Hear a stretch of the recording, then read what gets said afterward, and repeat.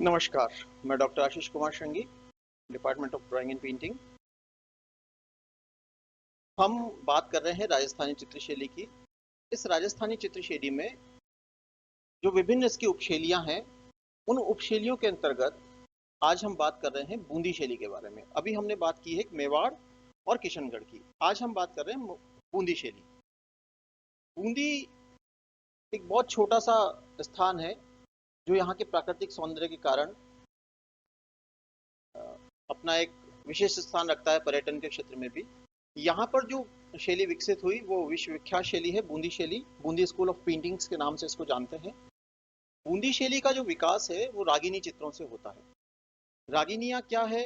राग रागिनियाँ एक्चुअली संगीत की एक परंपरा है। राग रागिनियों की 6 रागिनियाँ हैं, 6 राग हैं मुख्य, और 6 रागों की 6 6 रागिनियाँ हैं, 36 रागिनियाँ हैं। तो इस तरह से राग रागिनियों का चित्रण। अब चित्रों में राग रागिनियाँ कैसे है कि ये संगीत की उन्नति का दौर था जब बूंदी शैली का विकास हो रहा था। तो यहाँ पर जो चित्र बने हैं वो यहाँ के जो काव्य लिखे गए उनकी काव्यगत उपमाओं के आधार पर चित्र बने। तो बूंदी शैली का जो विकास माना जाता है वो राग रागिनी चित्रों से मानते हैं। यहाँ के जो सबसे प्रारंभिक चित्र हैं वो प्रारंभिक चित्र राग दीपक और रागिनी भैरव के चित्र हैं जो भारत कला भवन वाराणसी में संग्रहित है। इन चित्रों की जो खास बात है वो है सपाट चमकदार रंग योजना, चेहरे में बनावट में भारीपन और अपभ्रंश के समान नुकीली नाक। अपभ्रंश शैली में जैसी जो नुकीली नाक बनती थी वैसी ही नाक यहाँ की है, और 2 वक्रों से बने कमल सदृश नयन। अब आप कहेंगे 2 वक्रों से, यानी जैसे आपने देखे होंगे बादाम के जैसे नेत्र या कमल की कली का जो आकार होता है वैसे नयन। ये ऐसे तत्व हैं जिनके आधार पर हम कह सकते हैं कि बूंदी शैली का जो विकास है वो मेवाड़ शैली के योगदान से हुआ है। यानी मेवाड़ शैली का इसमें बहुत इंपॉर्टेंट रोल था बूंदी शैली के विकास में, क्योंकि यहाँ से मेवाड़ के संबंध भी रहे हैं। ये जो चित्र आप देख रहे हैं बूंदी शैली का, ये रागिनी तोड़ी का है। ये चित्र जो है ये रागिनी तोड़ी का है। ये बूंदी शैली की फेमस पेंटिंग है। बूंदी शैली की जो विशेषताएं थी वो क्या थी? बूंदी शैली में सपाट चमकदार रंग भरे गए हैं, चेहरे की बनावट में थोड़ा भारीपन, यानी आप देखेंगे तो ये जो ठोड़ी के नीचे का जो स्थान है, जो गर्दन है, वो आपको भारी दिखेगी। ये शैली, ये विशेषता आपको बीकानेर शैली में भी दिखेगी। तो यहाँ पर ये जो स्थान है ये भारी बनाया गया है बूंदी शैली में। इसमें आप नाक देखेंगे तो बिल्कुल नुकीली नाक है और ऊंचा ललाट है। अपभ्रंश के समान नुकीली नाक की हमने बात कर ली। प्रारंभ में शरीर का रंग सुरा के समान लाल, यानी कि जो वाइन का कलर होता है वैसा लाल रंग नारी आकृतियों में भरा गया, और बाद में ये गुलाबी रंग हो गया जो मुगल प्रभाव था। नारी आकृतियां मेवाड़ी परंपरा में बनी हैं, लंबी मानव आकृतियां हैं। आंखों के पास हल्की छाया, यानी आंखें जो बनाई, एक तो सब राजस्थानी शैली में आपको देखने को मिलेगा कि सारे के सारे जो चेहरे बने हैं वो पार्श्वमुखी हैं, यानी कि साइड फेसेस हैं सारे। और इसमें आंखों के पास छाया लगाकर आंखों को उभारने का प्रयास किया गया है। तो आंखों के पास हल्की छाया, शरीर के अनुपात में सिर छोटे बने हैं, यानी कि आकृतियां जो है वो लंबी बनी है। बूंदी शैली में स्त्री आकृति मेवाड़ की तुलना में अधिक कोमल और कमनीय है, यानी ज्यादा सुंदर दिखाई देती है। अब बूंदी शैली की क्या क्या विशेषताएं हैं? तो बूंदी शैली के जो चित्रों के विषय हैं उनमें बहुत विविधता है। बूंदी शैली में नायक नायिका, यानी नायक और नायिका के भेद बताए गए हैं। जिस तरह जो लिटरेचर से रिलेटेड लोग हैं वो जानते हैं कि नायक अलग अलग प्रकार की नायिकाएं बताई गई है। विप्रलब्धा, प्रौढ़ा, वासक सज्जा, ऐसे बहुत सारे भेद हैं नायिकाओं के। शायद मेरे जहाँ तक ध्यान है मुझे शायद 12 भेद है नायिकाओं के। तो सभी प्रकार की नायक नायिकाओं का अंकन बूंदी शैली में किया गया। 12 मासा, यानी हमारे जो 12 महीने हैं उन 12 महीनों का मौसम के अनुकूल अंकन, यानी आषाढ़, माघ, श्रावण, ये जितने भी 12 मास हैं इन मासों का उनके मौसम के आधार पर अंकन किया गया। ऋतु वर्णन, 6 ऋतु हैं। उन 6 ऋतुओं का षड ऋतु वर्णन भी यहाँ के चित्रों में देखने को मिलता है ऋतु के आधार पर। जैसे गर्मी ग्रीष्म काल दिखाना है तो ग्रीष्म काल में पीले और केसरिया रंगों का अधिक प्रयोग मिलेगा। कहीं पर आपको बैकग्राउंड में प्याऊ बिठाए हुए मिलेंगे, पेड़ पत्ते जो है वो सूखे हुए मिलेंगे, पीले रंग की प्रधानता मिलेगी। तो ग्रीष्म का।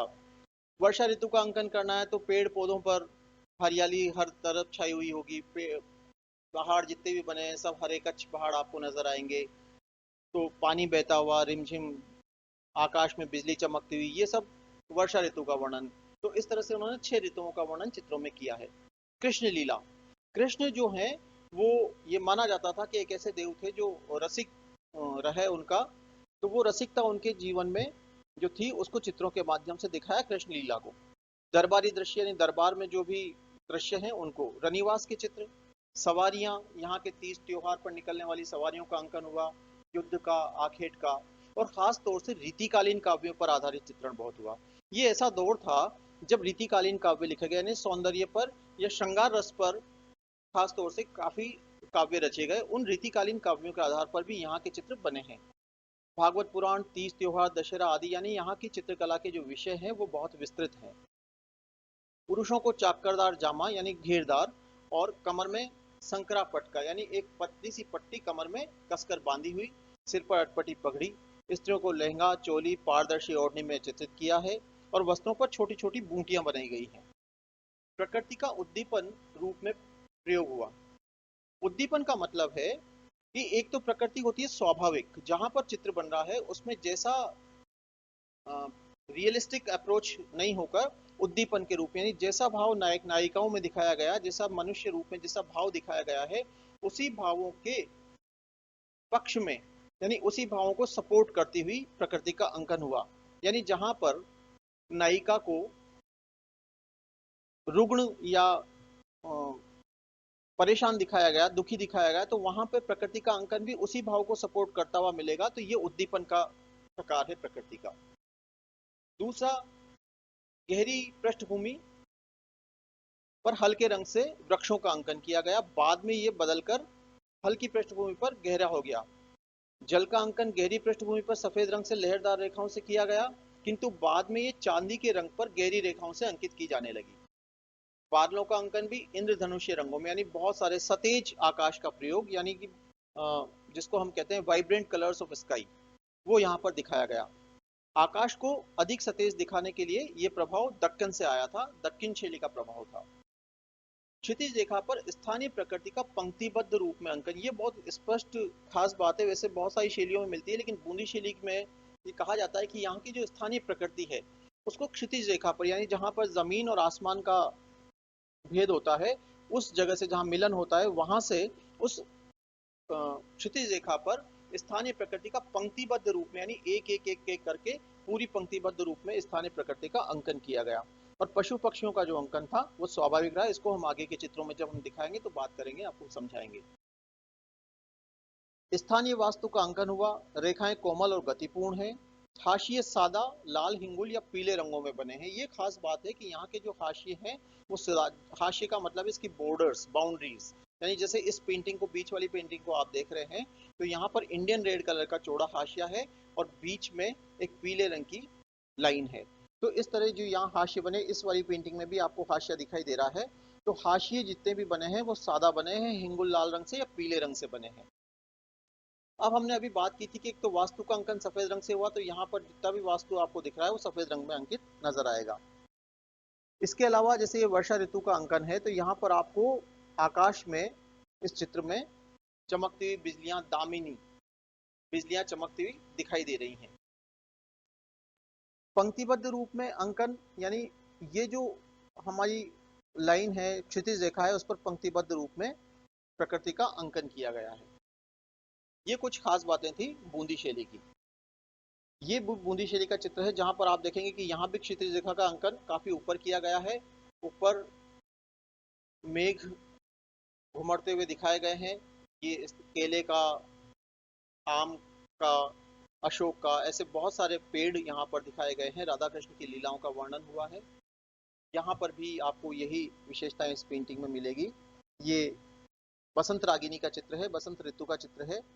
और ये वासक सज्जा, जैसे मैंने आपसे कहा था कि नायिकाओं के भेद है, तो वासक सज्जा का मतलब है कि अपने प्रियतम के प्रतीक्षा में वो अपना कक्ष सजाकर बैठी हुई हैं, उनकी प्रतीक्षा कर रही हैं। तो ये वासक सज्जा नायिका का अंकन किया गया है। इस तरह से बहुत सारी नायिकाओं के अंकन यहाँ पर किए गए। ये आप देखेंगे तो यहाँ पर भी जो चित्र मिलेंगे वो ये रागिनी के चित्र हैं। कृष्ण को यहाँ पर आप देखेंगे कि पीछे बैकग्राउंड में बिल्कुल लाल रंग से, जबकि वास्तविक रूप में कहीं भी बैकग्राउंड में आपको लाल रंग प्रकृति में दिखाई नहीं देता, लेकिन इन आकृतियों को इम्पोर्टेंस देने के लिए, इनके उसको निखारने के लिए पीछे सपाट सतेज लाल रंग का प्रयोग इन्होंने किया, और क्षितिज रेखा पर ये आप देखेंगे कि पंक्तिबद्ध रूप में अंकन हुआ है प्रकृति का। अब एक और खास बात यहाँ पर बूंदी शैली के बारे में बताने योग्य ये है कि बूंदी शैली के बारे में कहा गया है, और जैसा भी देखने को भी मिलता है कि बूंदी शैली में हरे रंग की 100 से भी ज्यादा तानों का प्रयोग हुआ है, यानी ग्रीन कलर की more than hundreds of tone use की गई है। ये बहुत बड़ी विशेषता है यहाँ के चित्रों की। यहाँ पर जो बूंदी शैली में जो चित्र हैं 18वीं शताब्दी के, वो यहाँ के गढ़ पैलेस में चित्रशाला में बने हुए आपको दिखाई दे जाएंगे। वो बड़े आकार के चित्र हैं। Thank you, thank you so much. ये आपने बूंदी शैली का चित्रण की बात हो गई। अब हम नेक्स्ट क्लास में बात करेंगे राजस्थानी चित्रशैली की विशेषताओं की। तब तक आप इसे पढ़िए और कोई बात होती है तो जरूर पूछिएगा। Thank you so much.